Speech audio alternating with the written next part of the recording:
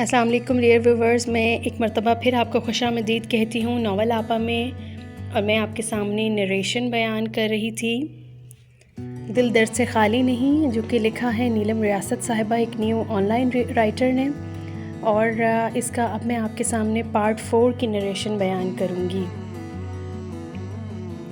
نوال زہرا یہ دنیا کا آخری مرد ہوتا تب بھی جائز نہیں ہونا تھا کہ تم خاموشی سے اس کے ظلم سہتی رہو، خاص کر جس معاشرے میں تم رہ رہی ہو، وہاں تو قدم قدم پر مدد موجود ہے۔ پھر اپنی زبان پر تالا ڈال کر کس وقت کا انتظار کر رہی ہو جب یہ تمہیں جان سے مار دے گا؟ میرے پاس تمہارے شوہر کے خلاف اتنے ثبوت موجود ہیں کہ ابھی جا کر پولیس میں دے دوں تو اگلے 24 گھنٹوں میں حوالات کے پیچھے ہوگا، مگر میں چاہتا ہوں کہ نوال زہرا خود اپنے لیے کھڑی ہو۔ کتنی دیر تک تو یوں ہی یقین نہ آ سکا کہ کیا یہ سب اس کے اپنے ساتھ ہو رہا ہے، یعنی تصویریں لینے والا اور بھیجنے والا جو کوئی بھی ہے وہ نوال کی زندگی کے بارے میں جانتا ہے، یہاں تک کہ اس کے گھر کے معاملات بھی چھپے ہوئے نہیں ہیں۔ کوئی 24 گھنٹے اس کے گھر پر نظر رکھے بیٹھا اس کی ہر حرکت نوٹ کر رہا ہے۔ صورتحال کی گہرائی تک جاتے ہی غصے سے اس کے دماغ میں شرارے پھوٹنے لگے۔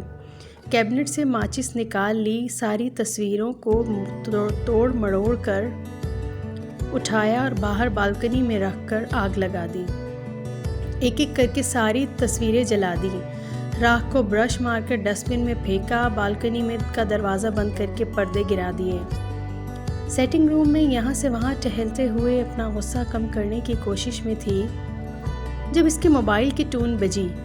موبائل ہینڈ بیگ میں تھا، جب تک نکالا کافی دفعہ بیل ہو چکی تھی، سامنے وہی ہڈن نمبر سے آنے والی کال تھی۔ اس نے فوراً آن کر کے کان سے لگانے کے بعد احتیاط کے طور پر دھیرے سے ہیلو کیا۔ پھٹ پڑنے سے پہلے اس نے تصدیق کرنی ضروری سمجھی کہ کال کسی اور کی بھی ہو سکتی ہے، مگر دوسری طرف سے آنے والی آواز نے نوال کو حیران کر دیا۔ تصویریں جلانے سے کیا فائدہ، میرے پاس تو نیگیٹو موجود ہیں۔ اوہ تم کون ہو؟ تم بے غیرت انسان، ایک دفعہ مجھے اپنا نام پتہ بتاؤ، پھر بتاتی ہوں کیوں تصویریں جلائی ہیں۔ کہاں میرے گھر آ کر میرا شکریہ ادا کرنا چاہتی ہو؟ ہاں، تمہارے گھر آ کر تمہارے منہ پر تھوکنا چاہتی ہوں۔ دوسری طرف تھوڑی خاموشی چھائی۔ اگر کہو تو ابھی تمہارے دروازے پر آ جاتا ہوں۔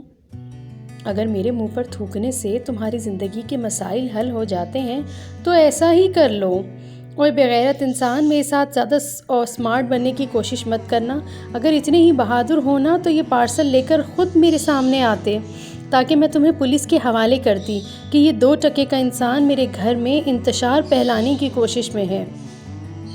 تم نے اس پر تو ریسرچ کر لی کہ شوہر بیوی پر تشدد کرنے کے کیس میں کتنا عرصہ جیل جا سکتا ہے۔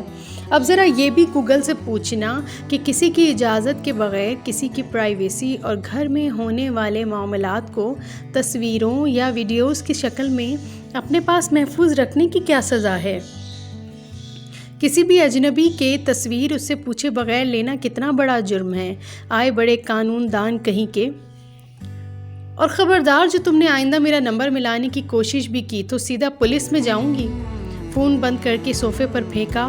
کوئی نہ کوئی مصیبت میرے لیے تیار ہی رہتی ہے، پہلے گھر کے غم تھوڑی ہیں۔ اب یہ باہر کی سر درد جاگ گئی، نہ جانے کب کب اور کس کس حال میں حال کی تصویریں کھینچتا رہا ہوگا۔ وہ دونوں ہاتھوں میں سر تھام کر رہ گئی۔ آج لیلا اور زی کی شادی کو 4 سال مکمل ہونے پر دونوں نے ہر سال کی طرح اس دفعہ بھی اپنے سارے دوستوں کو مدعو کر کے اچھا خاصا ہنگامہ مچایا ہوا تھا۔ تم لوگ اتنے کنجوس کیوں ہر دفعہ پارٹی گھر پر رکھتے ہو؟ کبھی تو کسی ہوٹل وغیرہ کو بھی موقع دو۔ حدید کی بات پر لیلا نے اس کو گھورا۔ کیا تم یہاں میری بے عزتی کرنے آئے ہو؟ چلو اٹھاؤ یہ گوشت والی ٹرے اور جا کر باربیکیو کے اوپر دھیان دو۔ میں تمہارا نوکر لگا ہوا ہوں، اپنے آدمی کو بولو کرے سب، آخر اس کی ویڈنگ اینیورسری ہے، میری نہیں۔ دونوں کچن میں کھڑے تھے، باہر سے تیز میوزک کی آواز مسلسل اندر آ رہی تھی۔ جان یومین چیخ چیخ کر پوچھ رہا تھا کہ اے میری محبوبہ، مجھے اتنا بتا دے، کیا تو مجھ سے ایک دفعہ پھر محبت کر سکتی ہے؟ کبھی کبھی مجھے لگتا ہے تم زی سے جلتے ہو۔ اس نے بے ہنگم کہکا مارا، نہیں مجھے بس سالے پر رشک آتا ہے میری بچپن کی دوست کو کیسے لے اڑا ہے، جیسے تم نے مجھ سے شادی کرنی تھی نا۔ نہیں خیر میرے اتنے برے دن بھی نہیں آئے کہ تم سے شادی کے خواب دیکھتا، نہ ہی تم اتنے خوش قسمت ہو۔ اب تم اس کے علاوہ اور کہہ بھی کیا سکتے ہو؟ چلو اٹھاؤ یہ چیزیں اور میرے ساتھ باہر آؤ، جان چھوڑ دو میری، اتنا تیار ہو کر میں تمہارے خانسامہ کا رول نبھانے نہیں آیا ہوں۔ ہاں دیکھ چکے ہوں جس نمونے کو اپنے ساتھ امپریس کرنے کو لائے ہو، شرم تو نہ آئے گی؟ میں اتنا کام کر رہی ہوں اور تم اس کے ساتھ جا کر گپے مارو گے؟ ویسے وہ ہے کون؟ میرے ساتھ آفس میں کام کرتی ہے، اس کا بوائے فرینڈ جرمنی کا ہے، اپنی فیملی سے ملنے جرمنی گیا ہوا ہے، بیچاری کافی اداس رہتی ہے۔ میں نے سوچا جتنے دن وہ واپس نہیں آتا میں اس کو کمپنی دیتا ہوں۔ ہائے حدید، کبھی کبھی مجھے تمہارے لائف سٹائل سے بڑی جلن ہوتی ہے، نہ فکر نہ فاقہ، عیش کر کاکا۔ ہاں تم نے تو جیسے ساری دنیا سر پہ اٹھائی ہوئی ہے، 9 to 5 کی جاب میں کرتا ہوں، اپنے کمرے کی صفائی میں خود کرتا ہوں، اپنی لانڈری خود کرتا ہوں، اس کے علاوہ 101 دھندے ہیں۔ تم اپنے سارے کام اپنی ماں سے کرواتی ہو، بیٹا تمہارا بھی آلموسٹ وہی پال رہی ہیں۔ صبح اٹھتی ہو، سارے مارننگ شوز دیکھتی ہو، باہر لنچ کرتی ہو، آئے روز شاپنگ پہ جانا تمہاری عادت ہے۔ ایک ہفتہ کوئی تمہیں شاپنگ پر جانے سے روک لینا تو تم مر ہی جاؤ، اور اس کے باوجود تمہیں میری چند پل کی آزادی سے بھی جلن ہوتی ہے۔ تم کیسی دوست ہو؟ اچھا جاؤ، جا کر اپنی فرینڈ کو کمپنی دو، بیچاری شتر مرغ کی طرح گردن نکال کر تمہیں ڈھونڈ رہی ہے۔ حدید نے اپنے ہاتھ میں تھامی اسپارکلنگ بیریز کی بوٹل کا بڑا سا گھونٹ لیتے ہوئے گردن موڑ کر باہر دیکھا۔ کیرا ایڈورڈ واقعی اس کو ڈھونڈ رہی تھی۔ بیئر کی ایک بوٹل اٹھا کر وہ باہر نکل آیا۔ کیا بور ہو رہی ہو؟ بوتل کیرا کی جانب بڑھاتے ہوئے اس نے پوچھا۔ جواب میں اس کو دیکھتے ہی کیرا کے چہرے پر رونق آ گئی۔ کہاں چلے گئے تھے؟ میں ذرا لیلا سے باتیں کر رہا تھا، وہ کہہ رہی تھی کیرا بڑی خوبصورت لڑکی ہے۔ اوہ کیا سچ میں؟ لیلا بہت اچھی ہے۔ میری دوست اچھی کیوں نہیں ہوں گی؟ تمہیں یہاں رہنا ہے یا باہر لان میں چلیں؟ میرا خیال ہے باہر ہی چلتے ہیں، ادھر تو گرمی لگ رہی ہے۔ 6 فٹ لمبی کیرا ایڈورڈ اس کے پہلو سے لگی بڑے خمار آلود لہجے میں پوچھ رہی تھی، حدید تمہارا محبت کے بارے میں کیا خیال ہے؟ اپنے کندھے سے کندھا ملا کر کھڑی کیرا کو اس نے گردن موڑ کر ڈائریکٹ آنکھوں میں دیکھتے ہوئے بھویں اچکا کر پوچھا، کس محبت کا پوچھ رہی ہو؟ کیا مطلب کس محبت کا پوچھ رہی ہوں؟ کیا محبت کی قسمیں بھی ہوتی ہیں؟ ہاں، کیا جو تمہیں اپنے ماں سے ہے ویسی ہی محبت جراڈ سے بھی ہے؟ نہیں، جو محبت مجھے جراڈ سے ہے ویسی محبت اپنی ماں سے نہیں ہے۔ تو اب سوال کا جواب مل گیا۔ بتاؤ، جیسی محبت مجھے جراڈ سے ہے کیا تمہیں کبھی ویسی محبت کسی سے ہوئی؟ ہاں بہت دفعہ ہوئی ہے، سب سے پہلی ڈرو بیری مور سے ہوئی تھی۔ اف کیا لڑکی تھی، اس کے لیے میں پاگل تھا، خاص کر سنڈریلا ایور آفٹر میں دیکھ کر دل کرتا کاش میں وہ پرنس ہوتا جسے اس نے سیب مارا تھا، جس کو اٹھا کر وہ چل پڑی تھی۔ کھلی فضا میں کیرا کے کہکہے روشنی بن کر پھیلتے جا رہے تھے، تبھی وہاں زی آیا اور ہنستے ہوئے بولا، کیا تم کبھی کسی بات کا جواب سنجیدگی سے بھی دے سکتے ہو؟ حدید بولا، جناب جب سوال ایسے ہوں گے تو جواب اور کیا دوں گا، پھر آپ ہی بتائیں محبت کے بارے میں کیا کہتے ہیں؟ محبت میں 2 دل یکجان ہو کر دھڑکتے ہیں، جیسے میں اور لیلا۔ ارے واہ کیا بات ہے، حدید نے داد دی۔ پھر اگلا سوال داغ دیا، سچی بتائیں کیا شادی شدہ لوگوں کی زندگی میں بھی محبت ہوتی ہے؟ زی نے حدید کے مذاق کو خوب انجوائے کیا تھا، بلند کہکہے کے بعد بولا، یہ تم مجھے اور لیلا کو دیکھ کر ہی نتیجہ اخذ کر لو۔ حدید نے مسکرا کر سر اس بات میں ہلایا اور لیلا کی تلاش میں اندر کی جانب آ گیا۔ یہ تمہارا گفٹ۔ حدید نے ایک باکس لیلا کی جانب بڑھایا۔ Thank you so much partner. Leela کو اپنا یہ دوست بڑا عزیز تھا، دوستوں کی فہرست میں حدید کا نام سب سے اوپر تھا۔ اس میں کیا ہے؟ خود ہی کھول کر دیکھ لو۔ لیلا نے ایک نظر اس پر ڈالی اور مسکراتے ہوئے ریپر کھولا، اندر سے بلی کا پنجرا نکلا، یہ تو خالی ہے۔ حدید نے سر ہلا کر تصدیق کی۔ لیلا نے خوشی سے اچھلتے ہوئے پوچھا، کیا تم نے میرے لیے بلی خریدی ہے؟ نہیں، وہ مایوسی سے بولی۔ کیوں؟ کیونکہ اس دفعہ میرے پاس صرف پنجرے کے پیسے تھے، اگلی دفعہ بلی ضرور خریدوں گے۔ او میرے خدایا، حدید کنجوس انسان، تم مجھے ایک بلی تک گفٹ نہیں کر سکتے؟ میں بیچارہ بھی کیا کروں، تمہارا تو یہ روز کا کام ہے۔ پہلے تمہارے شوہر کا برتھ ڈے آیا، پھر تمہارے بیٹے کا، پھر تمہاری دادی کا، اس کے بعد تمہارے ابا کا۔ او یار، میری سال کی آدھی تنخواہ تو تم ہی کھا جاتی ہو۔ لیلا مارنے کے لیے اس کے پیچھے بھاگی تھی اور وہ ایک ہی جست میں گھر سے باہر تھا۔ اس کو پارکنگ کی جانب بڑھتا دیکھ کر وہ چلائی تھی، اپنی ماں کو اندر چھوڑ کر خود کہاں دفع ہو رہے ہو؟ وہ ہنسا مگر پلٹا نہیں۔ وہ مائیں آج تمہیں کمپنی دیں گی، کیرا کو تمہارا شوہر ڈراپ کر رہا ہے، میں گھر جاؤں گا۔ اتنی جلدی کیوں؟ وہ کہنا تو چاہتا تھا کہ پارٹی سے دل اچاٹ ہو گیا، مگر بولا صبح آفس جانا ہے۔ میں جانتی ہوں تم کتنے وقت کے پابند ہو، جھوٹے انسان، اور یہ بھی جانتی ہوں یہاں سے جانے کی جلدی کیوں ہے۔ وہ جیب سے چابی نکالتے ہوئے ایک دفعہ پھر ہنسا۔ جب پہلے سے ہی جانتی ہو تو پھر پوچھتی کیوں ہو؟ لیلا ہنستے ہوئے واپس مڑ گئی جبکہ وہ اپنی گاڑی کی جانب بڑھا۔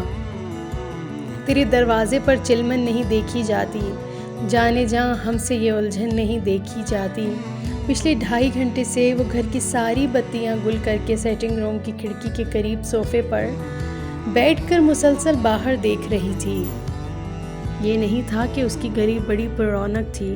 ہر گھر کی کھڑکی میں کہیں کرسمس ٹری نظر آ رہا تھا، کہیں ویسے ہی لائٹنگ کی گئی تھی۔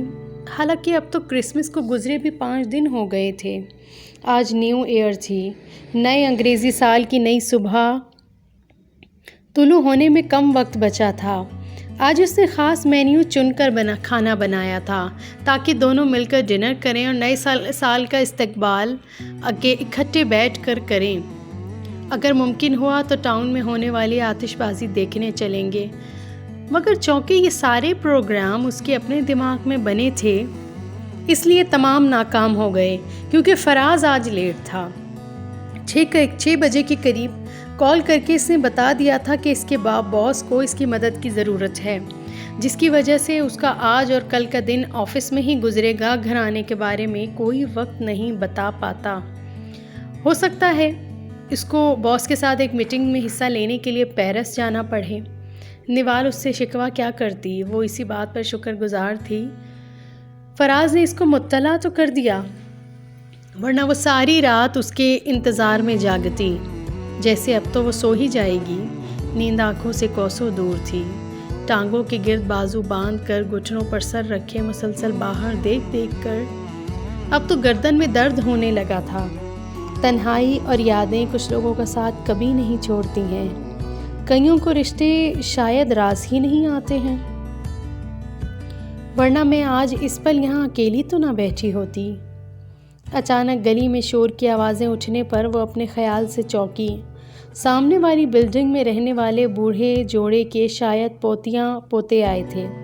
مسٹر اینڈ مسز جمی کو وہ جانتی تھی، آتے جاتے ہیلو ہائے ہو جایا کرتی تھی۔ وہ اس کے سامنے والی بلڈنگ کے گراؤنڈ فلور والے ایک فلیٹ میں رہتے تھے۔ دونوں کے 3 بچے تھے جن کے آگے بچے جوان تھے۔ جب بھی ان میں سے کوئی ان کو ملنے آتا، مسز جمی کی پرجوش آواز ساری گلی میں سنائی دیتی۔ نوال کے جسم میں حرکت ہوئی۔ میز پر رکھے فون کی اسکرین روشن کر کے وقت دیکھا، 11:15 ہوئے تھے۔ کسی خیال کے آتے ہی وہ اپنی جگہ سے اٹھی، سلیپرز میں پاؤں اڑسا کر تیزی سے کچن کی جانب آئی۔ سارے برنر آن کر کے کھانا گرم کرنے کے لیے رکھا۔ اچھی طرح گرم ہونے پر ساری ڈشز سلیقے سے باکسز میں نکال لی۔ ایک بڑے سے تھیلے میں تمام باکسز کو ترتیب سے اوپر نیچے رکھ کر تھیلے کو گرہ لگائی۔ فراز کی کال سے پہلے وہ نیا لباس پہن کر تیار ہوئی تھی، مگر کال سننے کے بعد لباس بدل کر ڈھیلا سا ٹراؤزر اور ٹی شرٹ پہن لی تھی۔ اب اسی کے اوپر اپنی جیکٹ پہن لی، ساتھ میں ویلی بوٹ پہنے کیونکہ باہر برف باری ہوئی تھی۔ تھیلا ہاتھ میں پکڑا، اپنے پیچھے گھر کا دروازہ لاک کیا اور سیڑھیاں اترنے لگی۔ چند منٹ بعد وہ مسز جمی کے دروازے پر دستک دے رہی تھی۔ دروازہ کسی بچے نے کھولا تھا۔ ہیلو، بچہ تعجب سے اس کو دیکھتے ہوئے بولا۔ ہیلو، میرا نام نوال ہے، میں مسز جمی سے ملنے آئی ہوں۔ بچہ گرینی کرتا آوازیں دیتا اندر بھاگ گیا۔ چند سیکنڈ بعد ماس جمی کا چہرہ ابھرا۔ ہیلو نوال، کیسی ہو؟ میں بالکل ٹھیک ہوں۔ باہر اتنی ٹھنڈ میں کیوں کھڑی ہو؟ ریڈیو پر بتا رہے تھے اس وقت گلاسگو کا درجہ حرارت -6 ہے، جو اگلے چند گھنٹوں میں -10 تک جا سکتا ہے۔ اللہ ہمارے حال پر رحم کریں۔ سردی تو جسم میں خون کی آمد و رفت منجمد کر رہی ہے۔ میں اندر نہیں آ سکتی، میری فیملی 12 بجتے ہی مجھے ویڈیو کال کرنے والی ہے، اس لیے مجھے فوراً واپس اپنے فلیٹ میں جانا ہوگا۔ ہاں، یہ بیگ رکھ لیں، اس میں تازہ گرما گرم کھانا ہے جو میں نے اپنے شوہر کے لیے بنایا تھا، مگر بس قسمتی سے وہ آفس میں پھنس گیا ہے۔ 10 منٹ پہلے میں نے آپ کی فیملی کو آتے دیکھا تو یہ کھانا آپ کے لیے لے آئی ہوں۔